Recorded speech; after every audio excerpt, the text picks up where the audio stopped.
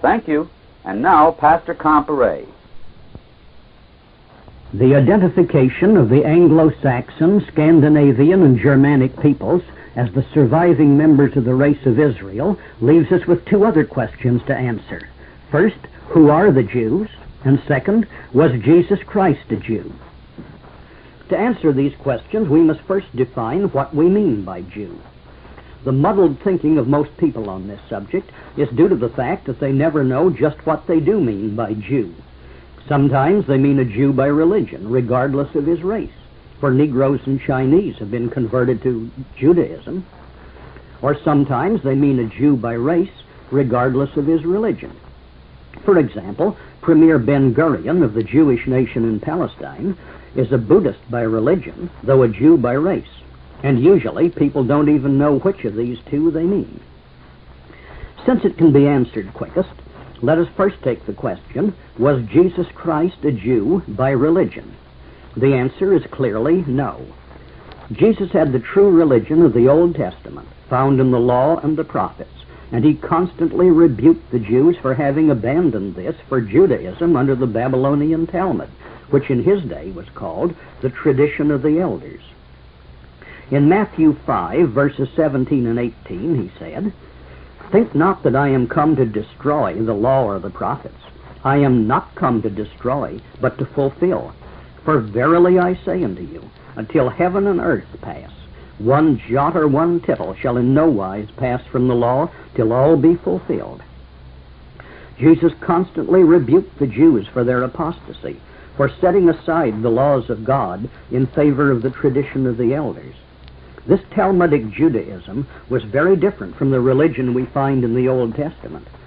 The late Rabbi Stephen F. Wise, Chief Rabbi of the United States, expressed it so clearly that I can't improve on his words. He said, "The return from Babylon and the adoption of the Babylonian Talmud marks the end of Hebrewism and the beginning of Judaism." Since the true religion of the Old Testament was the religion of the real Hebrews, not Jews, the learned rabbi was right in calling it Hebrewism, and noting that it came to its end when the Talmud, then called the tradition of the elders, was adopted, and that this was the beginning of a new religion, Judaism. So we read in Matthew 15, verses 1 to 9, "Then came to Jesus scribes and Pharisees, which were of Jerusalem, saying, Why do thy disciples transgress the tradition of the elders? For they wash not their hands when they eat bread. But he answered and said unto them, Why do ye also transgress the commandment of God by your tradition? Ye hypocrites, well did Isaiah prophesy of you, saying, This people draweth nigh unto me with their mouth, and honoreth me with their lips, but their heart is far from me. But in vain do they worship me, teaching for doctrines the commandments of men." The same incident is found also in Mark 7, verses 5 to 13. In John 5, verses 37 to 46, Jesus told the Jews, "The Father himself which hath sent me hath borne witness of me.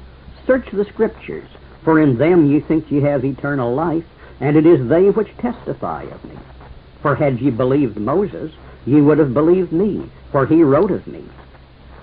Again in John 8, verses 54 and 55, he said, "It is my Father that honoreth me, of whom ye say that he is your God, yet ye have not known him."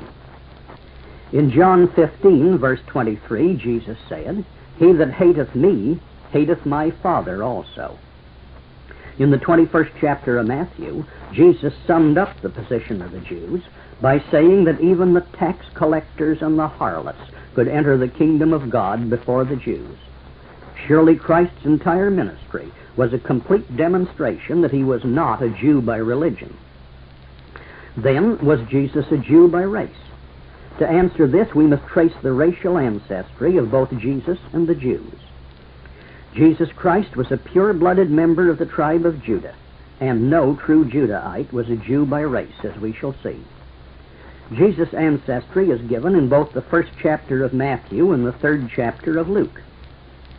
Both of them show that he was a descendant of the patriarch Judah through one of his twin sons, Phares. By his mother Mary, he came through the line of David and Nathan, the brother of Solomon, as traced in the 3rd chapter of Luke. Jesus Christ was therefore a pure-blooded Israelite of the tribe of Judah, as Paul says in Romans 9, verses 4 and 5. Now, let us trace the racial descent of the Jews. First, let us note that the Jews were not and are not Israelites. Yes, I know you've been taught that Jew and Israelite were the same thing, but no greater falsehood was ever taught, as we shall see. Let us get the first proof of this from Jesus Christ himself. He stated plainly in Matthew 15, verse 24, "I am not sent but unto the lost sheep of the house of Israel." Therefore he was sent to those who were of Israel, but not to others. Accordingly, when he sent his 12 disciples out to preach his gospel, Matthew 10, verses 5 and 6 records that he told them this: "Go not into the way of the Gentiles, and into any city of the Samaritans enter ye not, but go rather to the lost sheep of the house of Israel." And he added, "Ye shall not have gone over the cities of Israel till the Son of Man be come." That's Matthew 10, verse 23. They could have gone over all the cities of Judea in a month. So it was obvious that the cities of Israel to which he referred were the cities of the so-called lost tribes, who were then ready to enter Europe in their long migration. But take careful note of Jesus Christ's own words: "I am not sent but unto the lost sheep of the house of Israel."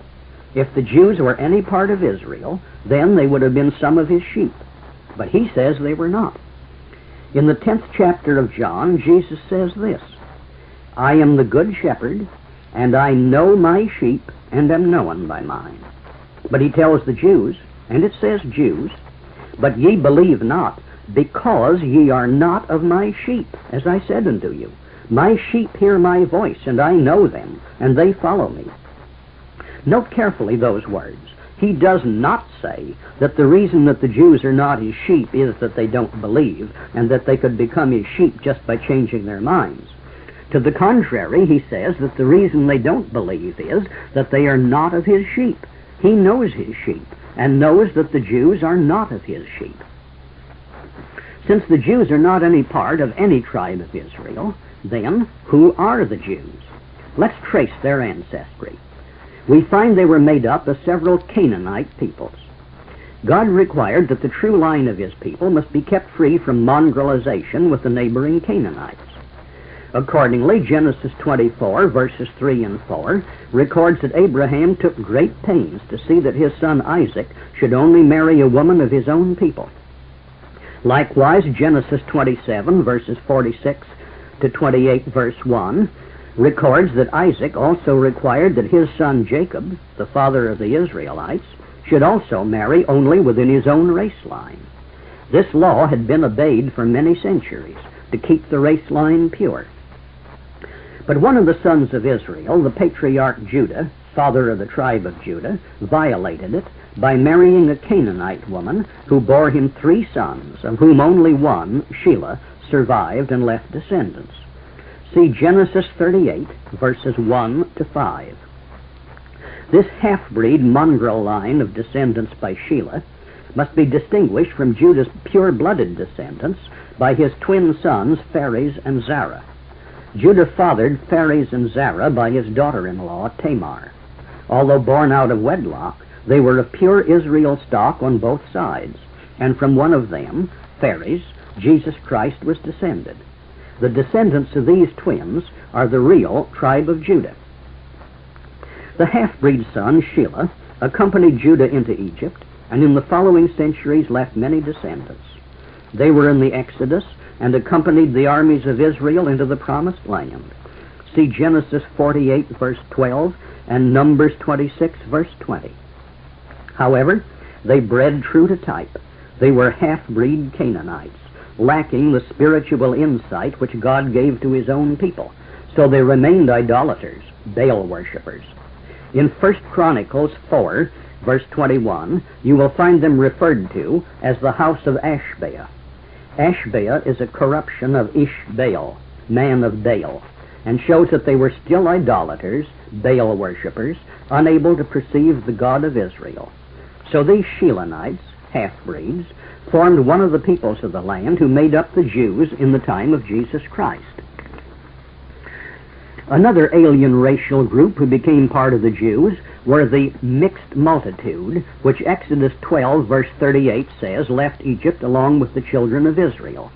The Hebrew word here translated mixed is the word Arab, meaning half-breed or mongrel. During the 2 centuries in Egypt, many had violated the divine law against race mixing, and these were the result. On the Exodus, when the going became hard in the wilderness, the Bible records that this mixed multitude made a lot of trouble and led some of the Israelites even into rebellion. See Numbers 11, verses 4 to 6. This mongrelized group were still in the land even after the return from the Babylonian captivity, for we find them listed in Nehemiah 13, verse 3, as still in the land and still a source of trouble. These also were among the Jews in Christ's time.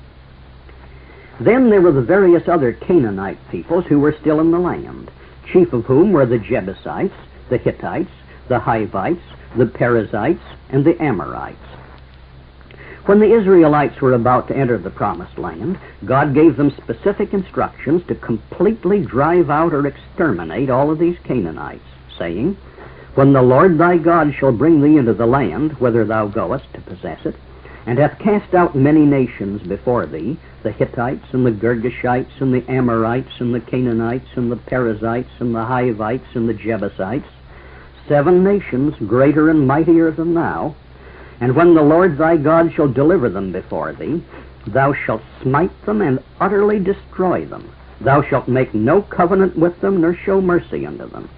But of the cities of these people, which the Lord thy God doth give thee for an inheritance, thou shalt save alive nothing that breathes, but thou shalt utterly destroy them, namely the Hittites and the Amorites, the Canaanites and the Perizzites, the Hivites and the Jebusites, as the Lord thy God hath commanded thee."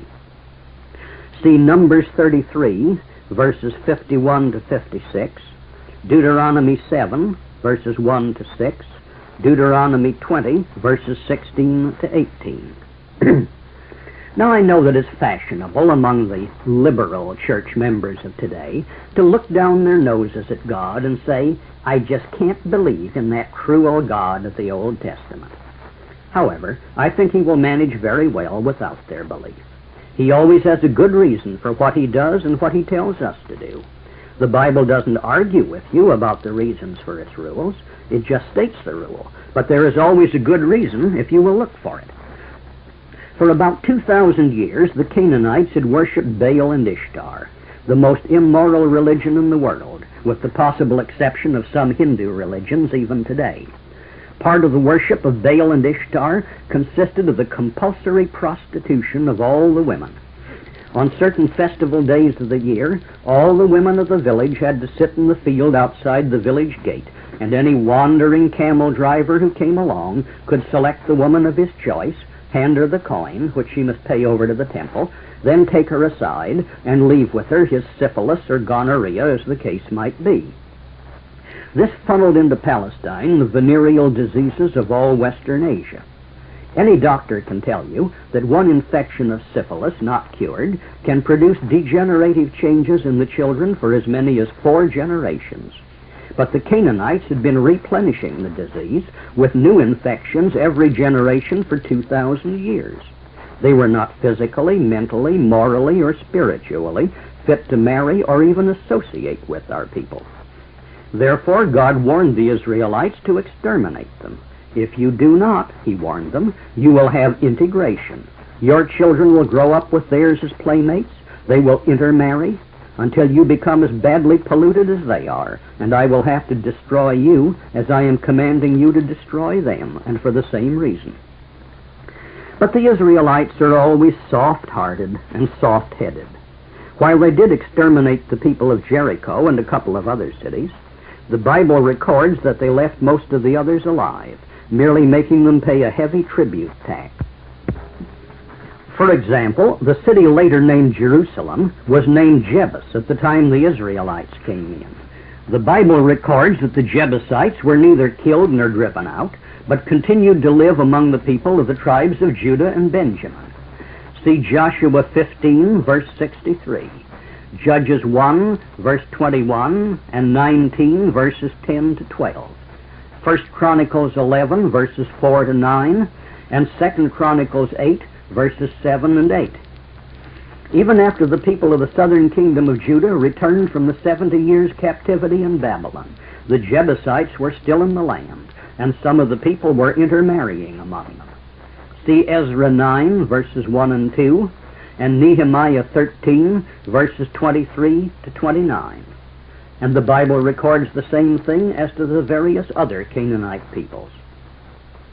Further proof of this is found in various places, such as Ezekiel 16, verses 1 to 3. Again, the word of the Lord came unto me, saying, Son of man, cause Jerusalem to know her abominations, and say, Thus saith the Lord God unto Jerusalem, Thy birth and thy nativity is of the land of Canaan. Thy father was an Amorite, and thy mother was a Hittite. Now God could not have said this truthfully as to any real Israelite. But he was not saying it to Israelites. He said it to the city of Jerusalem and her people. These were in large part Canaanite Jews, and they had gained power in the manner by which Jews always gain it. Hence Jerusalem was becoming more and more corrupt, as most of the prophets record.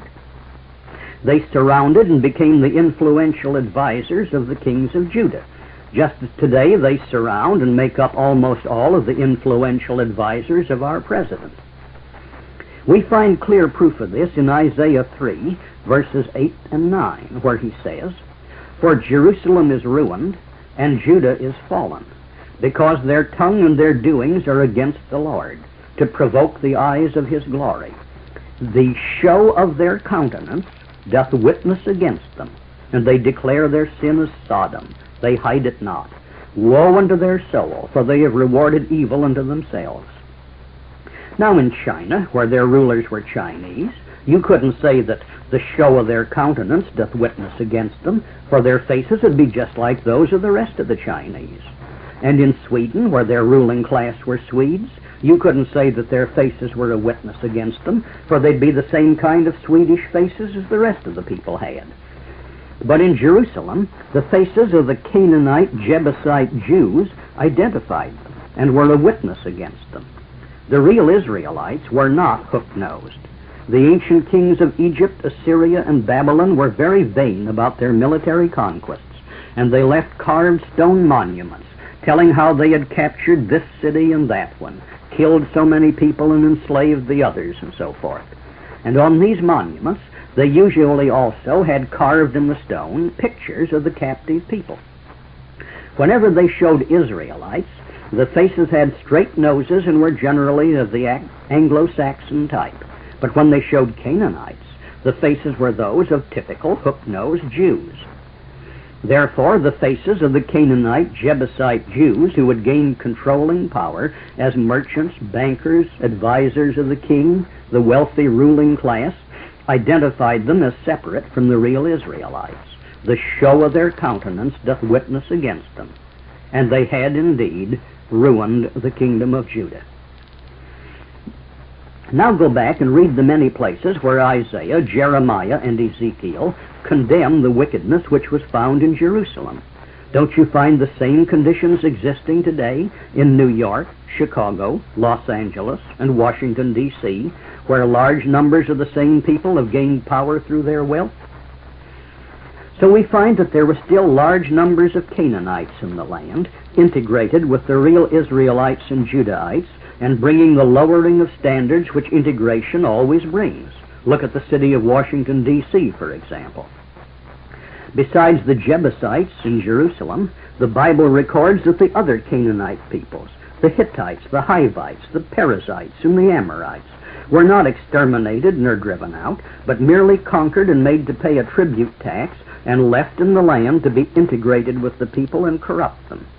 So these Canaanites were another element of the Jews in the time of Jesus Christ. You will remember that when the people of Israel left Egypt, they were accompanied by a mixed or mongrel multitude. The same is true of the return of the remnant of the people of the kingdom of Judah from their captivity in Babylon. The books of Ezra and Nehemiah record the return. They show that the total number who returned was 42,360. But they also show that among these were many who were not Israelites of any tribe. They were Babylonians who had come with them in order to get in on the ground floor, as the saying is. And they had even infiltrated into the priesthood. But it says that these sought their register among those who were reckoned by genealogy, but they were not found. When you add up the total of all these other elements listed in Ezra and Nehemiah, they equal 8,381 of these alien Babylonians, or about 1/5 of all the people who returned from Babylon to Palestine. So they also formed another element of the Jews of the land in Jesus Christ's time.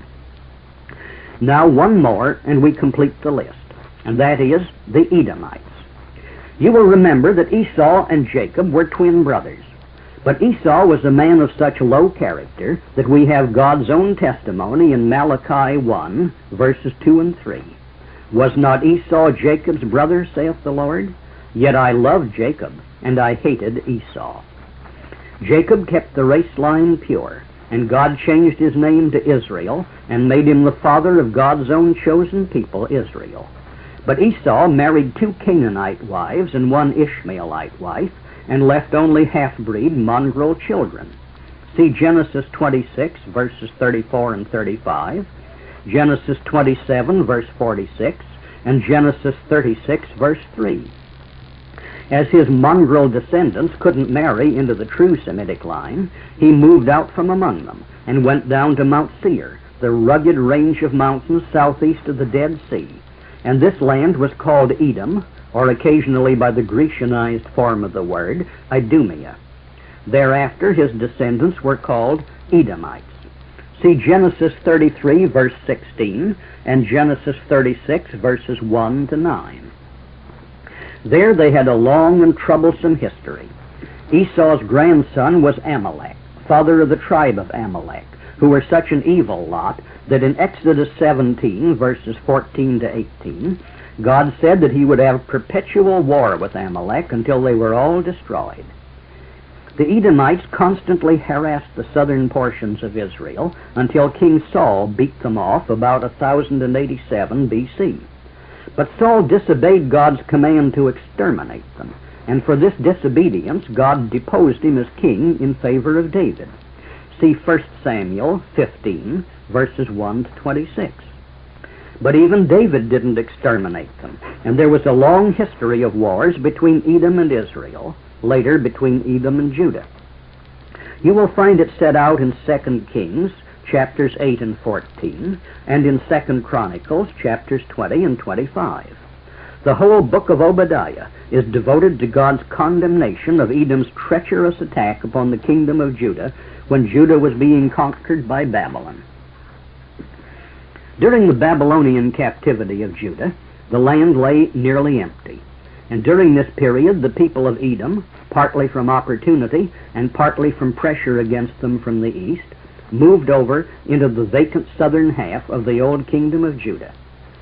See Funk and Wagner's New Standard Bible Dictionary, pages 198 and 199, and Scribner's Dictionary of the Bible, volume 2, pages 644 and 645. From this new area, they continued to harass the little nation which returned from Babylon. By about the year 142 B.C., the returned exiles of Judah won complete independence under the Maccabean line of kings. And about 120 B.C., John Hyrcanus, one of the Maccabee kings, conquered the Edomites. But he too, instead of exterminating them, took them into his kingdom, offering them full citizenship if they would give up their paganism and adopt the religion of Judaism. This they did, and from 120 B.C. they were full citizens of the kingdom. See Josephus, Antiquities of the Jews, Book 13, Chapter 9, and see also the Jewish Encyclopedia, Volume 5, page 41. By the year 69 BC, incompetent leadership and rising intrigue within the Maccabean monarchy, together with the rising power of Rome in Western Asia, gave opportunity to Antipater, also called Antipas, an Edomite chieftain and founder of the Herodian family, to rise to power. By bribery, boldness, and military skill, he gained the favor of Rome, and the Romans made him procurator or governor of Judea. His son, Herod I, beginning as governor of Galilee, used the same methods to secure appointment as king of Judea in 40 BC, and by 37 BC he had gained complete control of Judea. He maintained himself in power by extreme ruthlessness and by bribery, for which he taxed the people very heavily. So the New Deal, Raw Deal, and New Horizons are not so new after all. This is the same Herod who had all the little male children in Bethlehem murdered, trying to murder Jesus Christ in his infancy. His son, Herod Archelaus, held the governorship. The Romans wouldn't trust him with the crown, for 10 years of astonishingly evil misrule, from 4 BC to 6 AD, after which the Romans convicted him of crimes and removed him. And thereafter Judea was governed by Roman procurators, of whom Pontius Pilate was number 6. Nevertheless, the Romans left practically complete power of local government in the hands of the Herodian Edomites, who had complete control of the temple and power to enforce all their local laws. Remember how Pontius Pilate tried to get out of condemning Jesus Christ, telling the Jews, "Take ye him and judge him according to your law." That's John 18, verse 31. These Edomite Jews could say that Abraham was an ancestor of theirs through Esau, as they did in John 8:33. But this Hebrew blood through Esau had been diluted to the vanishing point by 1,700 years of marrying only people of Canaanite racial stocks. Therefore, Jesus Christ rebuked them for falsely claiming to be still of Abrahamic, and therefore inferentially of Israelite lineage. For he told them in John 8, verse 44, "Ye are of your father the devil, and the lusts of your father ye will do. He was a murderer from the beginning, and abode not in the truth, because there is no truth in him." You should very carefully reread the 8th chapter of John, verses 31 to 47. These were Jews to whom Jesus was speaking, and the Bible identifies them as Jews. In the Jewish Encyclopedia, the article on Edom concludes with the words, "The Edomites today are found in modern Jewry." Now let us review for a moment what we have covered. We have seen that Jesus Christ was not a Jew by religion, for the Jews based their religion on the Babylonian Talmud, which was at that time called the tradition of the elders. And Jesus Christ's whole ministry was one constant battle against the evils of Judaism. We have seen that Jesus Christ was a true Israelite of the tribe of Judah by race. And we have seen that the Jews of his time included the mongrel descendants of Shelah, the mongrel mixed multitude which followed the Israelites out of Egypt, the various Canaanite peoples in Palestine, including the Jebusites, the Hittites, the Hivites, the Perizzites, and the Amorites, and finally the mongrelized descendants of Esau, the Edomites. Now do you understand why Jesus Christ, who said that he was only sent to the lost sheep of the house of Israel, told the Jews, "I know my sheep, and they know me. But ye, the Jews, ye believe not, because ye are not of my sheep, as I said unto you. My sheep hear my voice, and I know them, and they follow me." That's in the 10th chapter of John. The tiny remnant of Judah and Benjamin, which came back to Palestine from the Babylonian captivity, did leave some descendants in Palestine. But these were Jesus Christ's sheep, and he himself said that he knew them, they knew him, and they followed him. All those in Palestine who became Christians were true members of the tribe of Judah or of the tribe of Benjamin, but they were not Jews. And the Jews were not members of Judah, Benjamin, or any other Israelite tribe, for Jesus Christ himself said they are not of his sheep. Now we know who it was who constituted the Jews in Jesus Christ's time. If you want to bring it down to date and find out who are the Jews in our own day, we must add one more racial element. Of course, the descendants of the Jews of Jesus Christ's day are among them, but there is also another element, the Khazars. These make up the Slavic and Germanic Jews of today. Meanwhile, we must return to the Jews of Palestine for a few words. As you know, by AD 68, the Romans had found the rascality of the Palestinian Jews so intolerable that they began the campaign which resulted in the fall of Jerusalem in AD 70.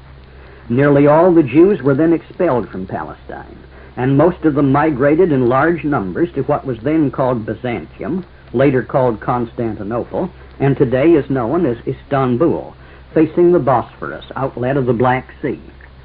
Here again they demonstrated the truth of the Bible's lesson, that conduct is the product of character, or in Jesus Christ's own words, "Ye are of your father the devil, and the lusts of your father ye will do." By about the year 300 AD, their rascality had again become so intolerable that they were again expelled, and they moved northeast across the Black Sea into the Khazar kingdom. About the year 150 AD, the Khazars, an Asiatic people related to the Turks, migrated westward from Central Asia and established a great empire which covered what is today southwestern Russia, north of the Aral Sea, the Caspian Sea, and the Black Sea, and including the Don and Dnieper valleys and the Crimea. About the year 740 AD, Bulan, the Khagan, or king of the Khazars, was converted to the religion of Judaism, together with some 4,000 of the most powerful nobility of the kingdom. In those days it was not healthful for a subject to be in religious conflict with his king or with the baron on whose land he lived. So in due course, most of the Khazars became Jews by religion. In fact, it became part of the kingdom's constitution that no one but a Jew by religion could be king. The principal languages spoken were the Khazar language, which is called Yiddish today, and Turkish.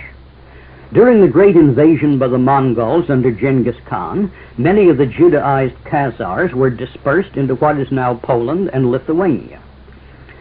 These Khazars, Jews by religion, constitute the Slavic Jews today, those with names such as Minsky and Baranov and Moskovitz, the latter often shortened to Mosk, as you will note. Also, since much of the western part of this area has been at one time or another ruled by Austrian or Germanic peoples who brought in their own language, these Khazars also took Germanic names, such as Gold or Goldberg, Rosenberg, Eisler, and so forth. And if you are wondering how they can be so much like the other Jews, historical documents written at the time the Khazar Empire was at its greatest height refer to their tradition that their ancestors originally came from the region of Mount Seir, which is Edom, the home of the Edomite Jews. If you wish to look up further details, you will find brief articles on the Khazars in various encyclopedias, such as the Britannica. The Jewish Encyclopedia has 6 pages on it. In some it is spelled Khazar, in others Chazar, and even other variations. It is also discussed in A History of the Jews by Solomon Grazel and A History of the Jews by Professor H. Gratz, both works being published by the Jewish Publication Society of America. The most thorough discussion of the whole problem is found in that magnificent bit of historical research, The Iron Curtain Over America, by Colonel John Beatty. Colonel Beatty is an historian and professor of history whose works are used as textbooks in more than 700 colleges and universities. Iron Curtain Over America is one of the most thoroughly documented and accurate works ever put in print. It is well worth the $4 it costs. If you can't find a copy in your local bookstore, you can buy one by mail from Post Office Box 27895, Los Angeles 27, California. It should be in the library of every patriotic American and every good Christian. Perhaps you are now wondering, why does my Bible sometimes speak well of the Jews, such as Paul saying in Romans that the gospel of Christ is the power of God unto salvation to everyone that believeth, to the Jew first and also to the Greek. And in Acts, Paul saying that he was a Jew of Tarsus. If you will look up these few instances in a good concordance, such as Strong's, you will find that in each instance the translators have written the word Jew in English where it was not used in the original Greek from which they mistranslated it.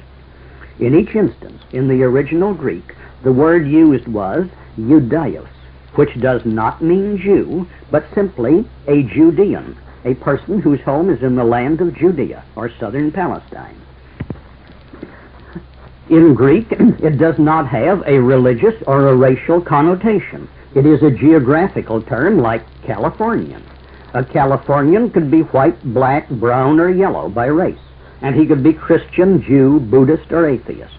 So also, a Judaios was merely a person who lived in Judea, where, as we saw, there were some Israelites of the tribes of Judah and Benjamin, but there were far more Canaanite Jews, and also a general mixture of Romans, Greeks, Syrians, Egyptians, and so forth.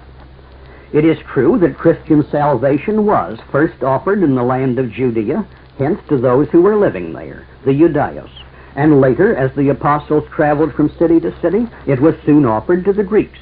But it was never offered to the Jews as a preferred class, for you will remember that Jesus Christ taught only in impossible-to-understand parables when there were Jews around, and explained them privately to his disciples, explaining that he spoke among the Jews only in parables, lest at any time they should be converted and their sins should be forgiven them. Both Matthew 13, verses 10 to 15, and Mark 4, verses 10 to 12 record this. Jesus Christ was taking great pains to see that the Jews could not understand Christianity and be converted. He was preaching only to the lost sheep of the house of Israel, the members of the tribes of Judah and Benjamin, which he said were his sheep, who knew his voice and followed him. The Jews he rejected as the children of their father, the devil. Now, to sum it all up, the Jews are not and never were any part of any tribe of Israel. They include various mixtures of Egyptian, Babylonian, and Canaanite peoples, the Edomites, and later also the Khazars. Jesus Christ was a pure-blooded Israelite of the tribe of Judah without any Jewish ancestry, and he was not a Jew by religion. Now think this over carefully.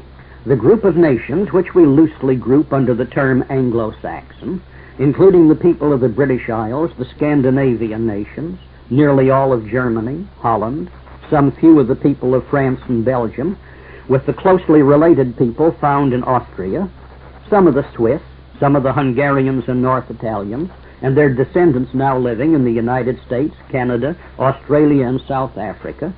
These people are the living descendants of the Israel of the Bible, blood brothers of our Savior, Jesus Christ. Aren't you proud of your ancestry?